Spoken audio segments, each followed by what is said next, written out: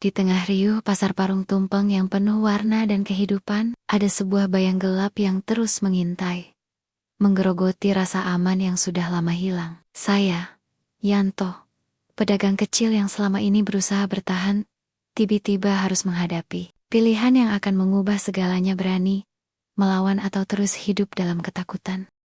Pagi itu, matahari belum sempurna menyembul di langit Tangerang Selatan. Udara masih dingin, bau tanah basah dan aroma kopi sachet yang direbus terburu-buru menjadi pengantar aktivitas pagi di pasar Parung Tumpeng. Saya, Yanto, seperti biasa, sudah membuka lapak jam 5. Rasa kantuk belum sepenuhnya enyah, tapi suara gemerincing kunci gembok dan gesekan pintu seng yang saya dorong perlahan seolah membangunkan adrenalin yang akan saya butuhkan sepanjang hari.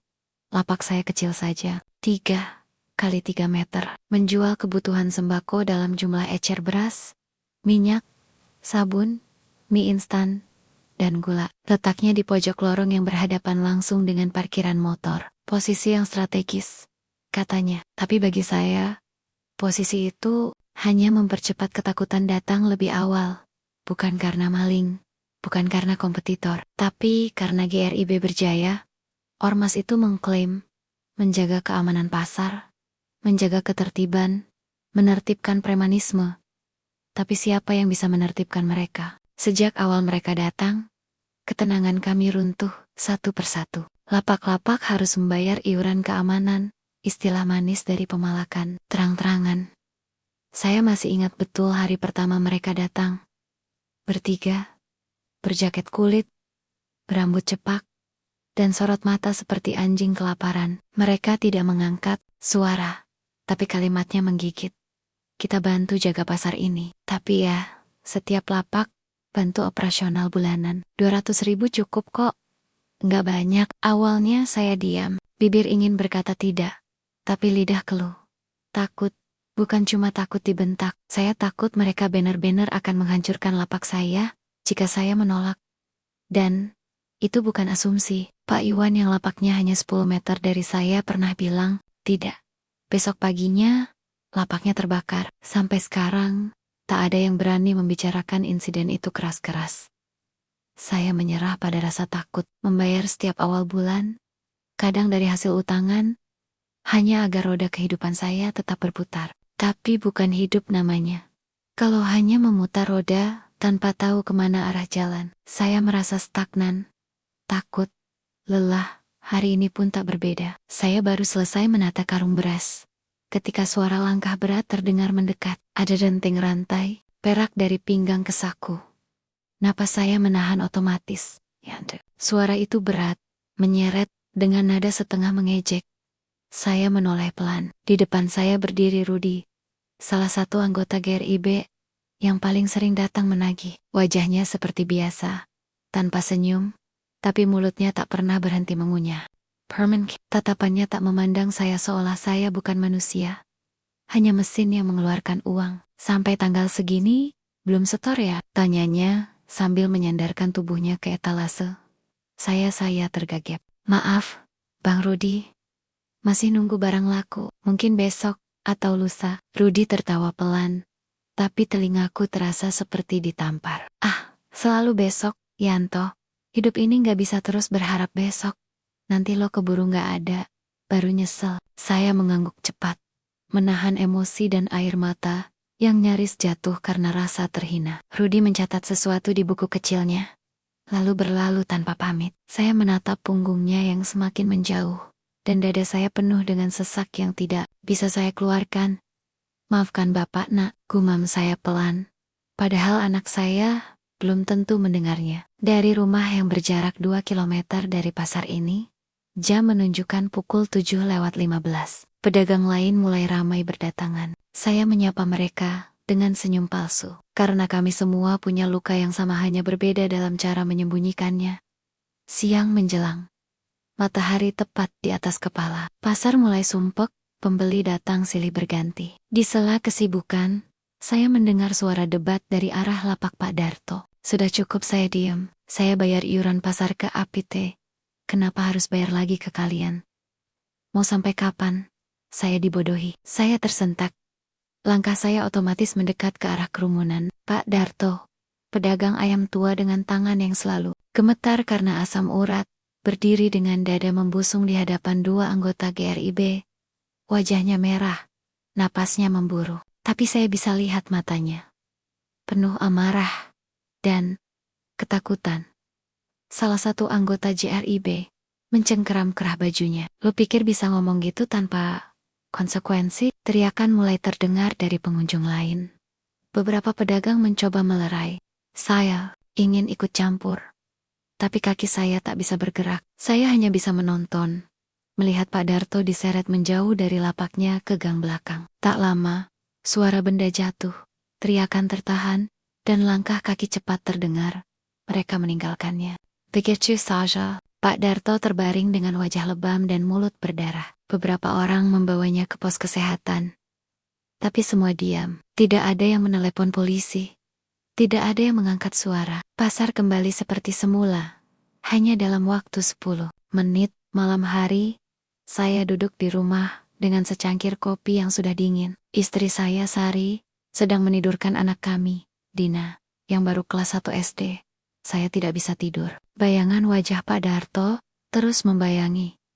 Saya membuka laci kecil di meja. Ada buku tulis bekas milik Dina, yang kini saya ubah menjadi jurnal.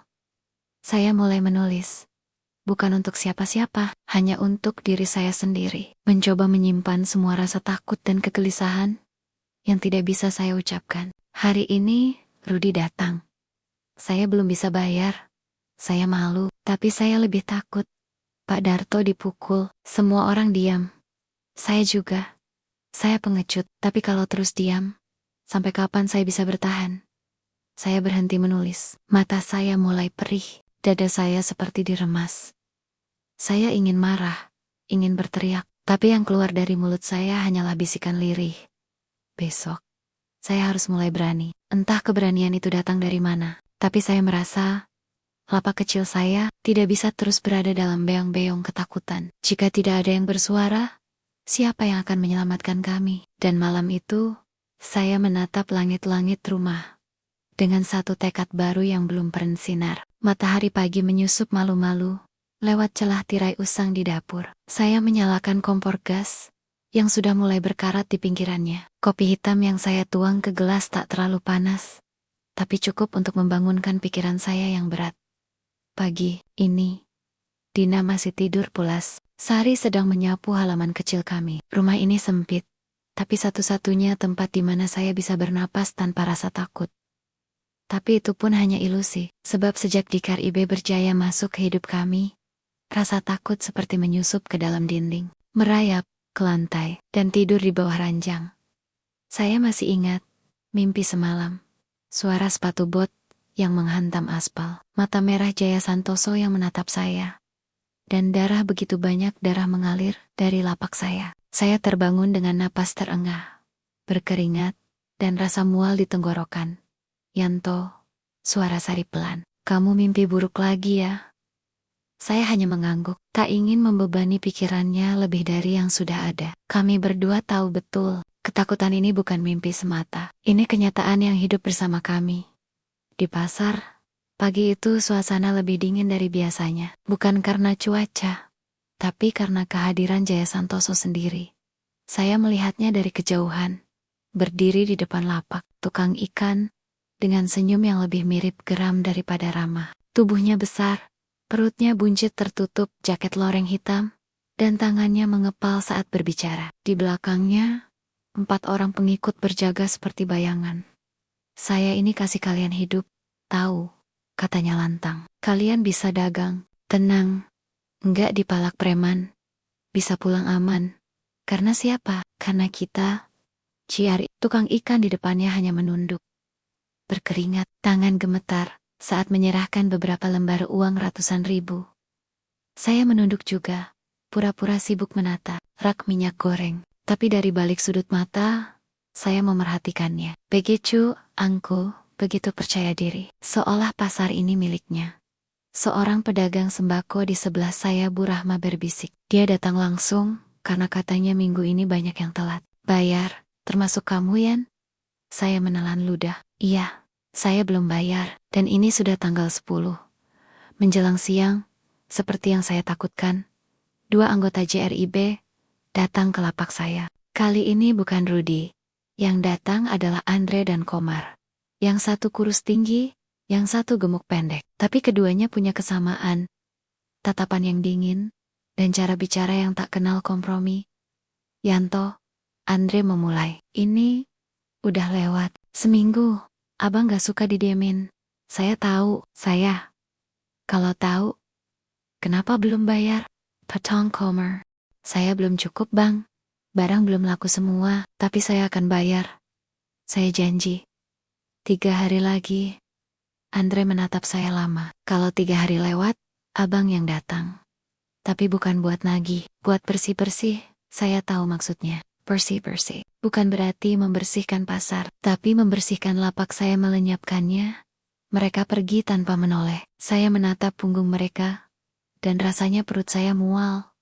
Ingin muntah. Saya bersandar di rak, mencoba menahan gemetar. Orang-orang melihat, tapi tak ada yang bertanya. Mereka tahu rasanya. Sore harinya, saya duduk di warung kopi kecil di belakang pasar. Tempat itu biasa jadi lokasi lepas penat pedagang setelah jam dagang selesai. Kopinya panas, gelasnya kecil, dan bangkunya keras. Tapi setidaknya di situ, kami bisa bicara. Walau hanya dengan bisik. Gue muak, Yan. Suara Maman, tukang sayur, gemetar. Gue punya anak 3. Kalau uang terus disedot mereka, gimana gue nyekolahin anak? Lapor polisi aja. Celetuk Pak Darto yang sudah bisa duduk, meski pipinya masih lebam. Saya menoleh cepat. Pak, Bapak serius? Serius, katanya pelan. Tapi tegas, kalau kita nunggu semuanya hancur dulu, baru bertindak, keburu mati kita. Polisi itu bukan Tuhan, tapi mereka masih bisa ngebantu. Saya menghela napas, tapi kita nggak punya bukti. Kalau lapor sekarang, terus mereka tahu, kita bisa habis. Darto terdiam, lalu berkata lirih. Kalau gitu, kita kumpulin bukti. Saya terdiam, otak saya menolak, tapi hati saya mulai bergerak. Mungkin ini jalannya, mungkin ini awal dari perlawanan. Malam itu saya pulang dengan langkah pelan. Di dalam rumah, Sari menyambut dengan senyum lelah. Yanto, kamu gak apa-apa? Saya mengangguk. Tapi sebenarnya hati saya berat. Saya tahu, besok atau lusa, saya harus membuat keputusan. Entah tetap membayar dan hidup dalam ketakutan, atau berhenti dan menghadapi risiko yang mungkin tak bisa saya tanggung. Dina memeluk kaki saya saat saya masuk ke kamar. Anak itu tak tahu apa-apa, tapi pelukannya seperti tamparan. Saya harus bertindak. Kalau bukan demi saya maca demi dia, saya duduk di meja kecil, membuka kembali jurnal saya, dan menulis. Hari ini saya diperingatkan, 3 hari. Kalau saya tak bayar, lapak saya akan dibersihkan. Tapi hari ini juga saya mulai berpikir untuk melawan. Ada orang-orang yang mulai bicara. Pak Darto, Maman, dan saya. Saya mungkin bukan pahlawan, tapi kalau terus begini, saya bukan manusia. Saya berhenti menulis, lalu menambahkan 1 baris di bawahnya. Besok saya akan rekam. Tangan saya gemetar. Tapi saya tahu ini bukan rasa takut semata. Ada semacam kemarahan yang perlahan berubah menjadi keberanian. Malam, hari selalu menjadi momen paling sulit bagi saya. Ketika gelap mulai merangsek masuk ke seluruh sudut rumah, rasa takut dan kecemasan yang saya kubur seharian, sering muncul lagi, datang dalam bentuk yang lebih pekat. Saya duduk di ruang tamu, menatap dinding yang sudah retak-retak, sambil mendengarkan napas Dina yang tertidur pulas di kamar sebelah. Istri saya, Sari, sudah menutup pintu kamarnya. Dia tahu saya butuh waktu sendiri untuk mencerna semuanya. Tapi bukan berarti saya bisa benar-benar tenang. Dalam hati, saya terus bertanya, apa saya sudah benar? Apa saya akan membahayakan semua orang dengan melawan mereka? Di pasar tadi sore masih terngiang wajah Pak Darto yang babak belur, raut putus asa para pedagang yang ingin melawan, tapi tidak berdaya. Saya tahu ini bukan cuma masalah uang. Ini soal keberanian, harga diri, dan hak hidup yang dirampas oleh para preman berbaju ormas. Pagi itu, saya berangkat ke pasar dengan langkah yang lebih berat dari biasanya. Hujan rintik-rintik mulai turun saat saya sampai di lapak. Yudarabas, dan dingin menusuk kulit. Tapi saya tak peduli. Fokus saya tertuju pada ponsel tua saya yang saya bawa diam-diam sebelumnya. Malamnya saya sudah mengunduh aplikasi perekam suara. Saya tahu ini berisiko. Kalau ketahuan, saya bisa celaka. Tapi, saya sudah pasrah. Saya harus punya bukti. Saat Rudy dan beberapa anggota GRI datang menagih setoran, saya mulai merekam dengan tangan gemetar. Yanto, sudah siap setor bulan ini. Suara Rudy berat dan kasar. Saya mencoba tenang. Maaf bang, saya belum bisa. Bayar semua, baru separuh. Rudy tertawa sinis. Separuh? Gak ada separuh. Yanto, setoran itu utuh. Atau lapakmu bakal kena. Saya terus merekam, meski tangan saya nyaris lemas. Percakapan berlangsung kasar, penuh ancaman tersirat dan tersurat. Saya tahu, percakapan itu bisa menjadi titik balik antara hidup saya dan kematian lapak ini.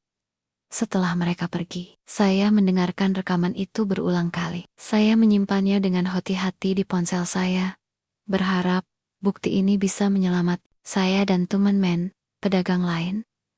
Hari-hari berikutnya berubah menjadi rutinitas ketegangan. Setiap hari saya menunggu kedatangan anggota GRIB, merasakan ketakutan yang mencekam di dada. Saya tidak bisa tidur nyenyak. Setiap suara langkah kaki di lorong pasar membuat saya menegang. Tetapi ada satu hal yang mulai tumbuh dalam diri saya. Keberanian kecil. Saya mulai berbicara dengan pedagang lain, membagi rekaman dan cerita saya. Mereka takut, tentu saja. Tapi perlahan, mereka mulai percaya bahwa kita tidak harus diam. Namun, ketakutan tetap nyata.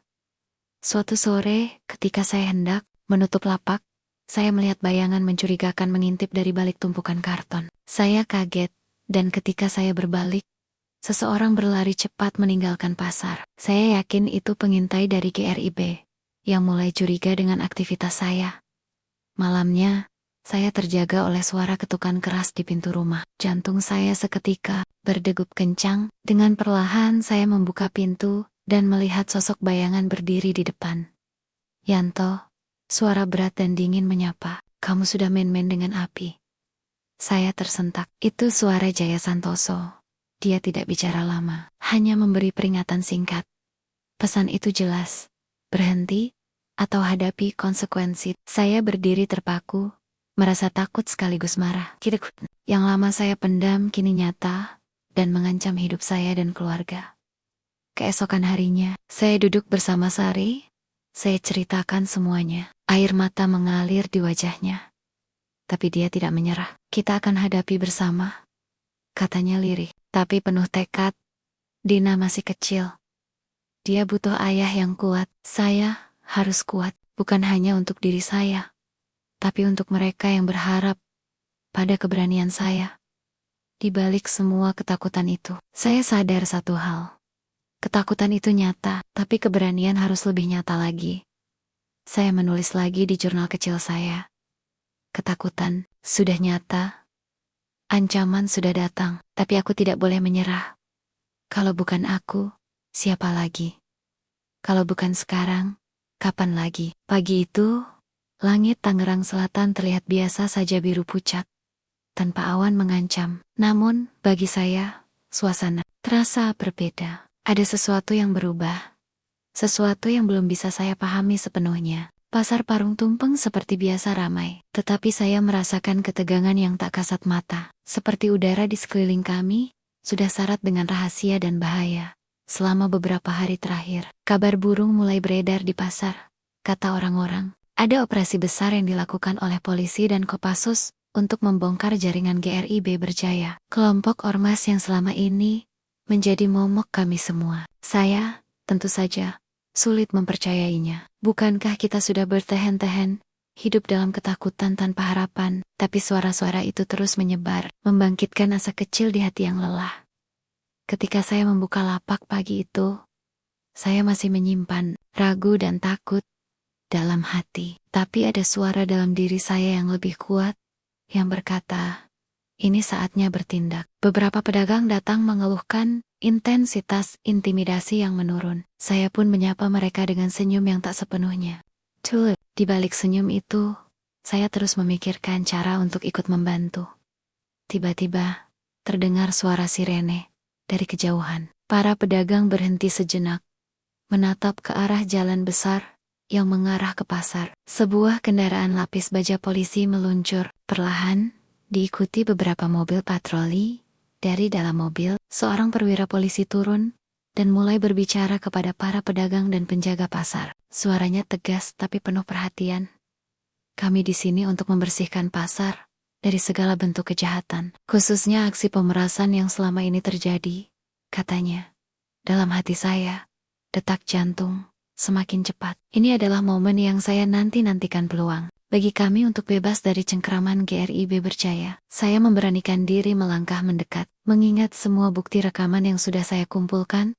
Seorang petugas polisi muda mendekati saya dan bertanya dengan suara lembut, "Tak apakah Anda pernah mengalami intimidasi atau pemerasan dari GRIB Berjaya?" Saya mengangguk, merasa campuran takut dan lega. "Iya Pak, saya pedagang kecil. Selama ini saya dipaksa bayar setoran yang tidak masuk akal. Kalau tidak bayar, lapak saya diancam akan dibersihkan." Petugas itu mengangguk serius, lalu memanggil seorang anggota Kopassus yang sedang berpatroli di dekat situ. "Kalau begitu, kami akan segera melakukan tindakan. Tolong Bapak siapkan semua bukti dan kesediaan untuk memberikan kesaksian.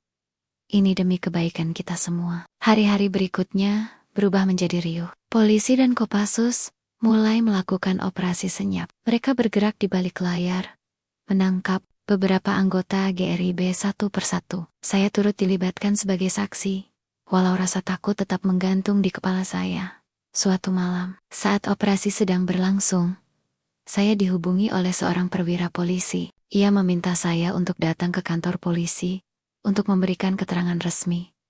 Saya datang dengan hati berdebar. Di ruang gelap itu, saya melihat wajah-wajah yang penuh tekad. Salah satunya adalah seorang pria yang bagi saya tampak familiar. Tapi saya tak bisa menaruh pasti dari mana. Perwira itu memperkenalkan dirinya sebagai komandan operasi dan menjelaskan rencana mereka untuk menumpas GRIB Berjaya secara tuntas. "Saya tahu ini tidak mudah, Pak Yanto, tapi kami butuh keberanian Anda.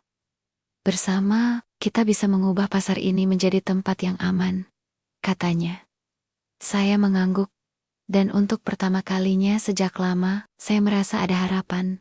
Namun, ada sesuatu yang membuat saya bertanya-tanya. Pria yang saya anggap familiar itu ternyata lebih dari sekadar petugas. Ketika saya melihat matanya, saya menangkap bayangan masa lalu yang tersembunyi, bayangan seorang mantan anggota GRIB yang kini menyusup di dalam tubuh kepolisian. Saya terdiam, tidak tahu harus percaya atau curiga. Ini dilema yang tidak saya duga. Malam itu saya pulang dengan pikiran kacau. Ada kebenaran yang belum terungkap. Ada rahasia yang masih tersembunyi di balik operasi besar ini. Saya menulis di jurnal saya. Polisi dan Kopassus datang. Tapi siapa sebenarnya yang ada di balik operasi ini? Saya melihat sesuatu yang tak pernah saya duga. Ini baru permulaan. Setelah operasi senyap itu, hidup saya mulai berubah. Meskipun rasa takut belum sepenuhnya hilang. Setiap langkah saya di pasar selalu diiringi waspada. Saya masih menjadi saksi kunci. Tapi pikiran saya sering melayang ke pria yang saya temui di kantor polisi, dia, yang wajahnya begitu familiar. Tapi terasa penuh misteri. Namanya Inspektur Raka. Dia adalah sosok yang memimpin sebagian operasi. Penangkapan. Matanya tajam, tapi ada kehangatan yang aneh dalam tatapannya. Berbeda dengan kebanyakan aparat yang saya temui sebelumnya. Namun, sesuatu dalam dirinya menyimpan cerita yang tak mudah saya mengerti. Suatu sore, ketika saya sedang menata barang dagangan, Raka mendekati saya. Dia membawa berkas-berkas dan sebuah ponsel. "Yanto," katanya pelan, "saya tahu kamu punya banyak pertanyaan tentang kami, tentang GRI, dan tentang saya." Saya mengangguk pelan. Jantung saya berdegup lebih kencang. "Dulu, aku pernah menjadi bagian dari GRIB," dia mengaku, tanpa menatap saya. "Tapi aku tidak tahan dengan kekerasan dan korupsi di dalamnya. Aku ingin keluar, tapi sulit. Maka aku memutuskan untuk menyusup ke dalam kepolisian, dengan harapan bisa membongkar jaringan itu dari dalam." Saya terdiam, mencoba memahami apa Yang dia katakan, rasanya seperti menonton film. Tapi ini nyata. Orang yang selama ini saya anggap sebagai pelindung, ternyata punya masa lalu kelam yang membuat saya ragu. Apa aku bisa percaya padamu? Suara saya hampir berbisik. Raka menatap saya dengan serius. Aku mengerti keraguanmu. Aku juga dulu ragu pada diriku sendiri. Tapi sekarang, aku di sini untuk memperbaiki semuanya. Hari-hari berlalu, saya mulai mengamati sikap Raka lebih dekat.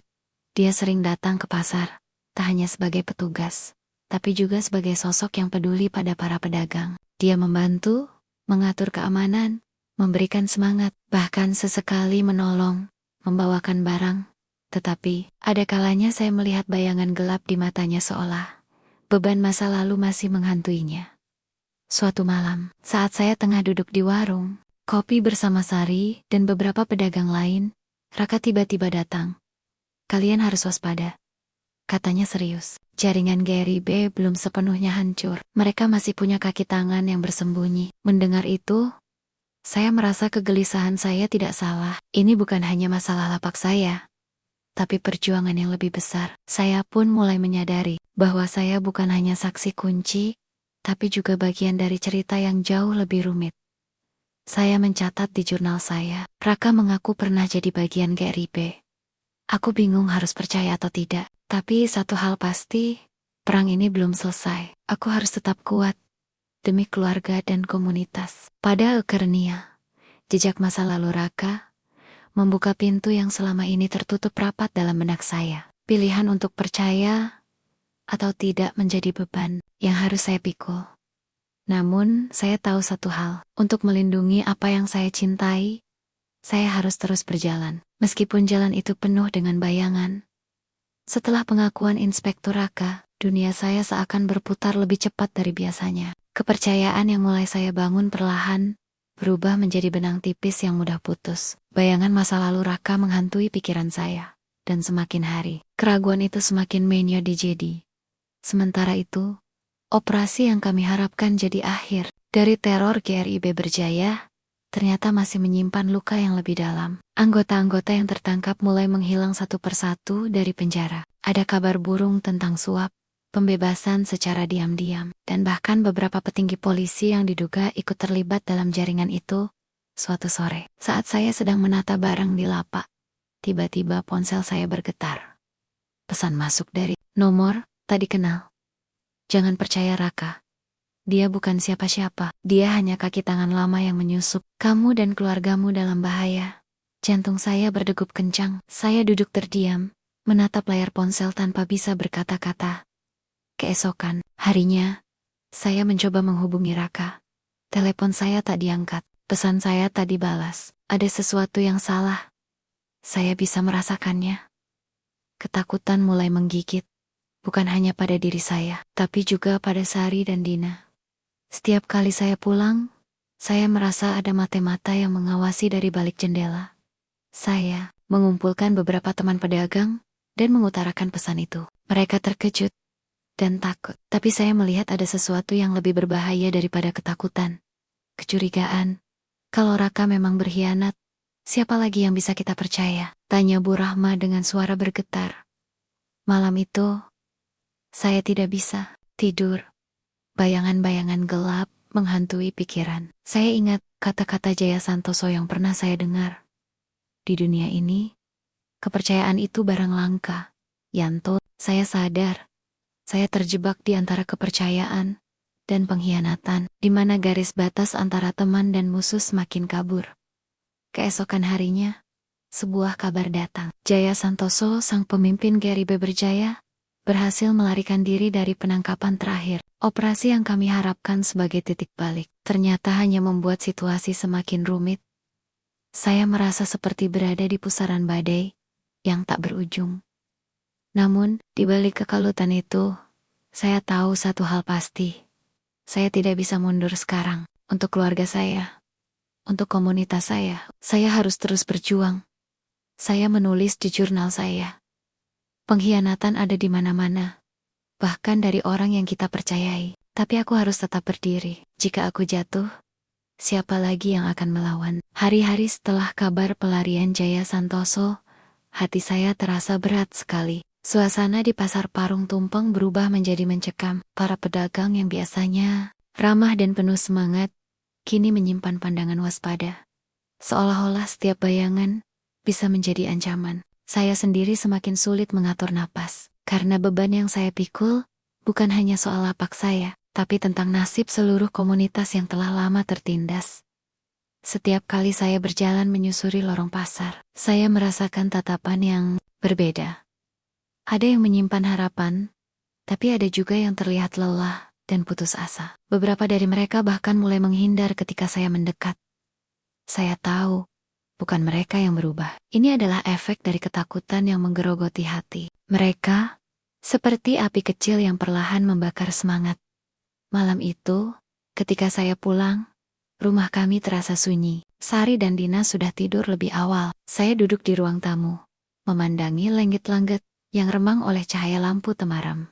Jurnal kecil di tangan saya terbuka di halaman terakhir. Saya menarik napas panjang dan mulai menulis. Jaya Santoso. Nasib dia berjalan bebas di luar sana, menghirup udara yang seharusnya tidak pantas ia nikmati. Tapi aku tahu, ini bukan hanya tentang dia. Ini tentang jejak-jejak yang membara di dalam hati kami semua. Jejak luka yang belum sembuh. Keesokan harinya, saya memutuskan untuk bertemu dengan beberapa pedagang yang selama ini menjadi teman dekat. Kami berkumpul di sebuah warung kecil di sudut pasar. Suasana terasa berat, penuh dengan pembicaraan yang terpaksa harus berbisik. Pak Darto membuka percakapan dengan suara pelan tapi tegas. Kita tidak bisa terus-terusan hidup dalam ketakutan. Kalau tidak sekarang, kapan lagi kita berani melawan? Saya mengangguk. Tapi bagaimana caranya? Jaya dan anak buahnya masih berkeliaran. Polisi dan Kopassus belum bisa memastikan mereka semua tertangkap. Seorang pemuda bernama Arif menambahkan, kita butuh bukti dan juga dukungan dari luar. Kalau kita cuma berdiam diri, kita akan terus menjadi korban. Dalam hati saya tahu mereka benar. Namun, ketakutan yang membayangi saya juga tidak bisa diabaikan. Saya teringat pesan misterius yang saya terima beberapa waktu lalu, peringatan agar tidak mempercayai Inspektur Raka. Apa benar dia berkhianat, atau ini hanya jebakan yang dibuat untuk mengacaukan kami? Pertanyaan-pertanyaan itu berputar dalam kepala, mengacaukan pikiran saya. Saya tahu satu hal, saya harus mencari kebenaran, walaupun jalannya penuh risiko. Hari-hari berikutnya, saya habiskan untuk mengumpulkan informasi. Saya berani bertanya pada beberapa petugas kepolisian yang saya kenal. Saya juga mencoba berkomunikasi dengan Raka, meskipun dia tetap menghindar. Suatu sore, seorang teman lama memberitahu saya sesuatu yang membuat darah saya mendidih. Yanto, ada laporan bahwa beberapa anggota GRIB yang kabur ternyata mendapat perlindungan dari oknum dalam kepolisian, kata Pak Budi, seorang tukang ojek yang sering berkeliling pasar. Saya merasa dunia runtuh. Jika benar ada oknum yang melindungi mereka, maka perjuangan ini akan jauh lebih sulit dari yang saya bayangkan. Namun, di tengah kegelapan itu, saya menemukan secercah cahaya. Seorang aktivis muda bernama Lina datang menemui saya. Dia bantuan untuk menghubungkan kami dengan lembaga anti korupsi dan media lokal. Kami ingin membantu menyuarakan perjuangan kalian, katanya dengan semangat yang membara. Bersama kita bisa lawan ketidakadilan ini. Saya melihat dalam diri Lina sebuah harapan yang sudah lama saya lupakan. Mungkin inilah saatnya untuk membuka lembaran baru. Untuk melawan, bukan hanya dengan ketakutan, tapi dengan keberanian dan solidaritas. Bersama Lina, kami mulai merancang strategi. Kami mengumpulkan bukti-bukti pemerasan dan intimidasi, merekam kesaksian pedagang yang selama ini takut bicara. Kami juga menyiapkan laporan yang akan kami serahkan ke lembaga terkait dan media massa. Semangat di antara kami mulai tumbuh. Walau hati saya masih dibayangi ketakutan, saya tahu perjuangan ini bukan hanya milik saya. Ini adalah suara ribuan orang yang ingin hidup tanpa takut. Namun, perjuangan ini tidak mudah. Suatu malam, saat saya dan Lina sedang mengatur pertemuan dengan beberapa saksi kunci, saya merasa ada sesuatu yang salah. Ketika saya pulang, saya menemukan pintu rumah terbuka sedikit. Jantung saya berdegup kencang, dan saya masuk dengan hati-hati. Ruang tamu, barang-barang berserakan, seolah-olah ada yang mencari sesuatu. Saya merasa takut, tapi saya harus tetap tenang. Saya segera memeriksa jurnal dan ponsel saya. Syukurlah, semuanya masih ada. Namun, pesan yang jelas adalah, kami diawasi. Saya tahu risiko ini semakin nyata. Musuh tidak akan tinggal diam. Mereka akan melakukan apa saja untuk menghentikan kami. Malam itu, saya duduk di depan meja, memandangi foto keluarga saya dan Tumon Men di pasar. Saya menulis di jurnal. Jejak yang membara ini tidak akan padam. Mereka bisa mencoba menghentikan kami dengan ancaman dan kekerasan. Tapi semangat kami lebih kuat dari itu. Ini bukan hanya perjuangan untuk hari ini, tapi untuk masa depan yang layak bagi Dina dan semua anak-anak di pasar ini. Hari-hari berikutnya di pasar semakin panas. Berita tentang operasi dan penangkapan tersebar luas, membawa harapan sekaligus. Tapi saya tahu, ini baru permulaan dari sebuah perubahan besar. Saya siap melangkah lebih jauh, menghadapi apapun yang datang dengan hati yang penuh keberanian dan tekad. Udara pagi itu terasa begitu tegang, seperti langit hendak rendah. Pasar Parung Tumpeng mulai dipenuhi oleh bisik-bisik yang menyebar cepat. Ada rasa cemas yang tak terbendung, sekaligus harapan yang mulai membara. Setelah semua yang kami lalui, hari ini adalah hari yang ditunggu-tunggu, hari di mana kebenaran akan diuji dan keadilan mungkin bisa ditegakkan. Saya berdiri di depan lapak, menatap keramaian yang berlalu lalang. Mata saya tak lepas dari pintu masuk pasar. Sejak kemarin, kabar tentang penangkapan beberapa anggota GRIB dan jaringan mereka menyebar kemana-mana. Tapi yang paling mengejutkan adalah kabar bahwa Jaya Santoso, sang pemimpin, sudah menjadi target utama operasi gabungan polisi dan Kopassus yang akan dilancarkan hari ini. Detik-detik menjelang operasi berlangsung begitu lambat, namun penuh ketegangan. Saya berdiri bersama beberapa pedagang, mengamati setiap jerik-gerik di sekitar. Lapis baja yang bergerak perlahan, suara langkah sepatu tentara dan polisi yang semakin mendekat. Hati saya bergemuruh. Saya tahu risiko yang kami hadapi. Tapi saya juga tahu bahwa inilah saatnya untuk melawan ketakutan. Di tengah kerumunan, saya melihat Inspektur Raka. Tatapannya tetap tenang, tapi ada kilatan tekad yang membuat saya sedikit lega. Dia melambaikan tangan kecil ke arah saya, seolah memberi semangat. Saya membalas dengan anggukan, berusaha menahan gemetar yang tak tertahankan. Operasi dimulai dengan cepat dan penuh koordinasi. Tim gabungan bergerak menyisir kawasan yang selama ini menjadi sarang GRIB berjaya. Kami mendengar suara tembakan dan teriakan dari kejauhan, membelah ketenangan pagi yang sesungguhnya palsu itu. Saya berdiri terpaku, mencoba mengumpulkan keberanian untuk tetap bertahan. Setelah beberapa jam yang terasa seperti seumur hidup, kabar akhirnya datang. Jaya Santoso berhasil ditangkap. Tangan besi hukum akhirnya merengkuhnya. Saya hampir tidak percaya, seolah mimpi yang saya nanti-nantikan selama ini benar-benar menjadi nyata. Namun, kebahagiaan itu segera tercampur dengan kebingungan dan kecemasan baru. Beberapa anggota GRIB yang lain berhasil melarikan diri. Ada yang bilang mereka akan melakukan pembalasan, tidak hanya pada polisi, tapi juga pada kami para saksi dan warga yang berani melawan. Rasa takut yang dulu bersembunyi dalam bayang-bayang kini muncul ke permukaan dengan keras. Saya memikirkan Sari dan Dina, tentang bagaimana saya harus melindungi mereka dari bahaya yang belum usai. Keesokan harinya, saya dipanggil ke kantor polisi untuk memberikan kesaksian lebih lengkap. Saat saya masuk, saya melihat wajah Raka yang tampak lelah tapi tetap tegas. "Kami berterima kasih atas keberanianmu, Yanto," katanya. "Tapi ini belum selesai, masih ada banyak hal yang harus dibongkar." Saya mengangguk, merasa lelah tapi juga semakin sadar akan tanggung jawab yang saya emban. Sesi kesaksian berjalan dengan penuh tekanan. Ada pertanyaan-pertanyaan tajam dari berbagai pihak, tapi saya berusaha sejujur mungkin mengungkap semua yang saya ketahui tentang pemerasan, intimidasi, dan jaringan jahat yang selama ini menindas kami. Di sela-sela kesaksian, saya menangkap pandangan seseorang dari balik kaca. Pria itu mengenakan seragam polisi, tapi ada sesuatu yang berbeda dari tatapannya. Matanya tajam dan penuh rahasia. Setelah sesi selesai, saya keluar dari ruang sidang dan melihat Raka menunggu di luar. Dia mengajak saya berbicara secara pribadi. Aku ingin kau tahu sesuatu, Yanto. Ucapnya dengan suara pelan tapi serius. Ada hal yang belum kuungkapkan sebelumnya. Aku dulu bagian dari GRIB, tapi aku sudah berusaha memperbaiki diri dengan menyusup ke kepolisian untuk menghancurkan mereka dari dalam. Aku ingin kau percaya.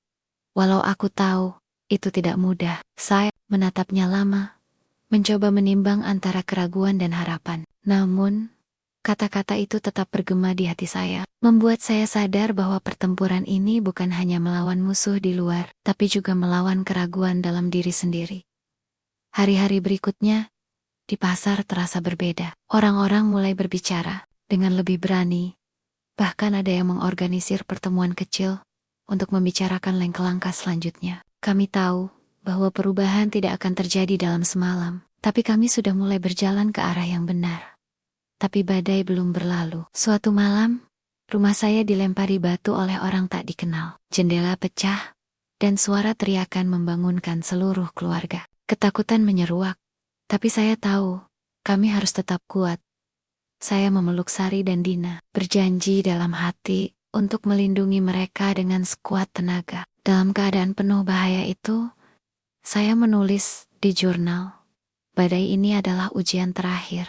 Aku harus berdiri tegak, bukan hanya untuk diriku, tapi untuk semua yang percaya pada keadilan. Kalau aku runtuh, siapa lagi yang akan melawan? Ketegangan terus meningkat. Operasi penangkapan lanjutan terus dilakukan.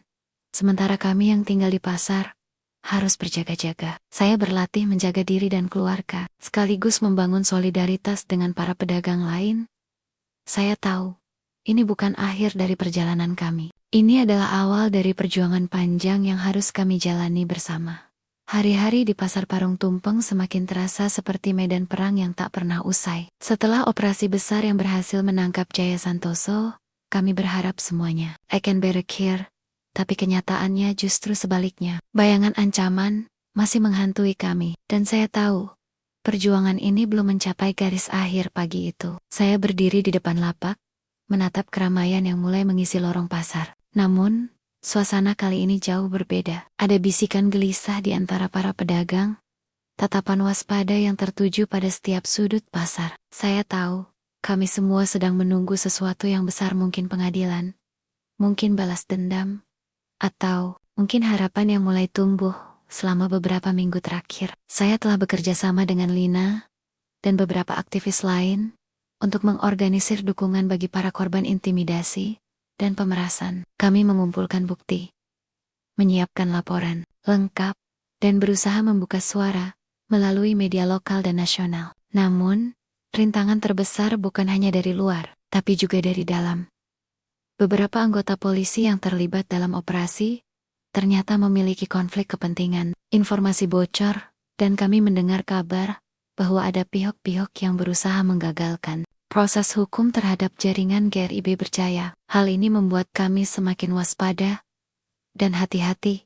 Suatu malam, saat saya dan Lina sedang menyusun dokumen di rumah saya, telepon saya berdering. Suara di ujung sana terdengar terburu-buru dan penuh kecemasan.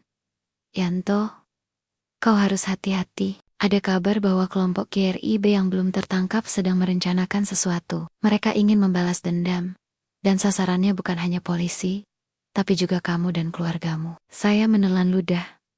Perasaan takut yang selama ini saya coba tahan mulai muncul kembali. Saya tahu betul bahwa ini bukan ancaman kosong. Mereka sudah kehilangan banyak orang, dan dendam bisa menjadi api yang membakar segalanya.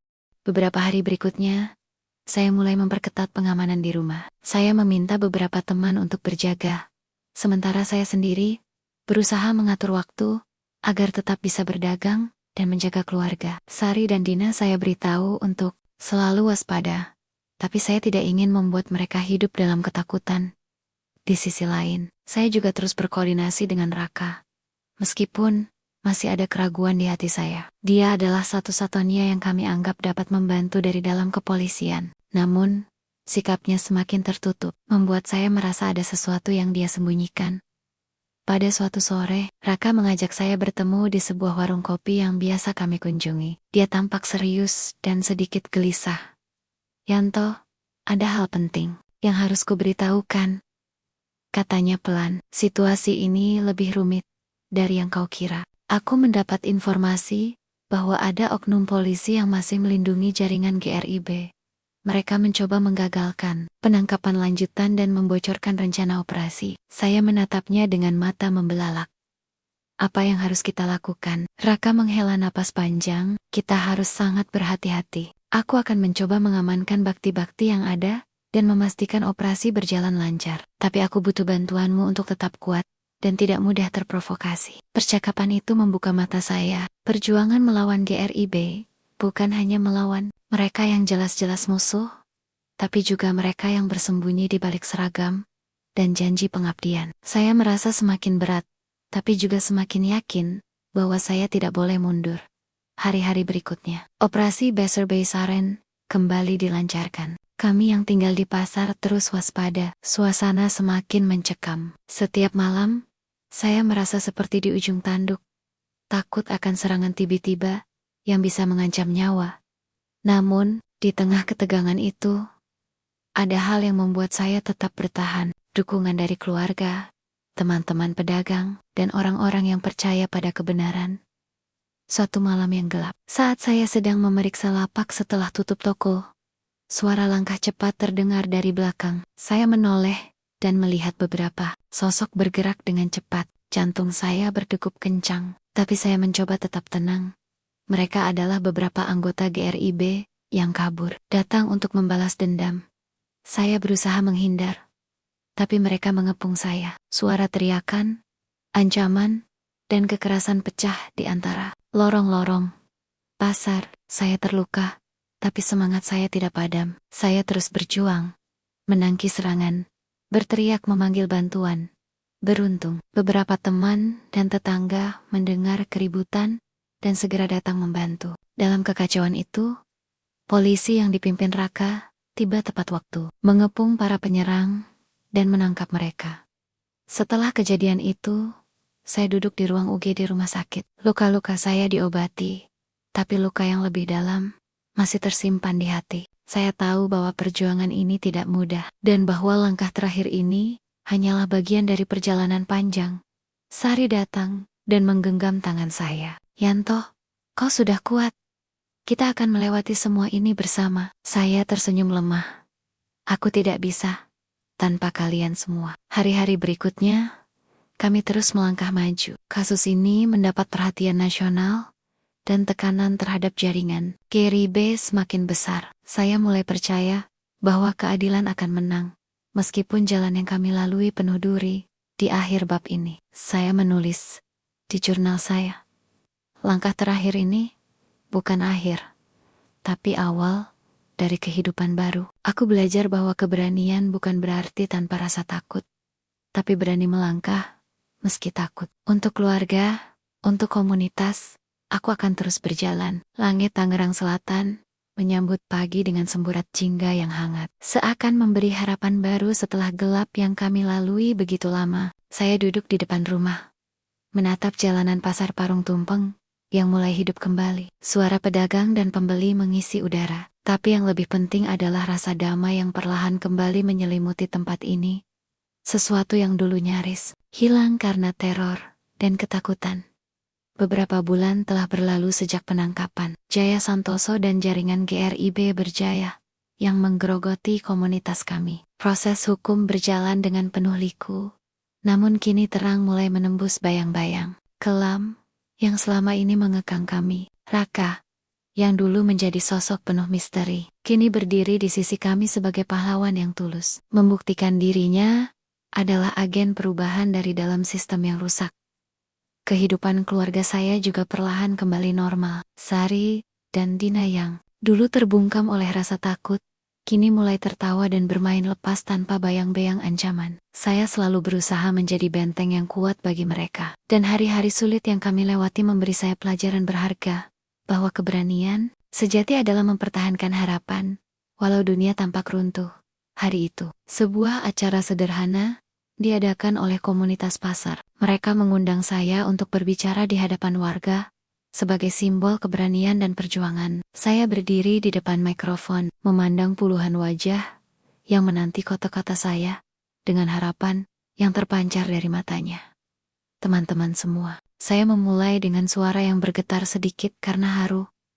Perjuangan kita tidak pernah sia-sia. Kita telah melewati masa-masa gelap bersama. Dan sekarang saatnya kita bangkit dan membangun masa depan yang lebih baik. Bukan hanya untuk diri kita, tapi untuk anak-anak kita yang pantas hidup tanpa takut. Saya menceritakan semua yang saya alami, ketakutan saat diintimidasi, keberanian yang tumbuh ketika saya memutuskan untuk melawan, dan dukungan tak tergantikan dari keluarga serta komunitas. Saya menekankan pentingnya bersatu, saling percaya, dan terus berjuang tanpa menyerah.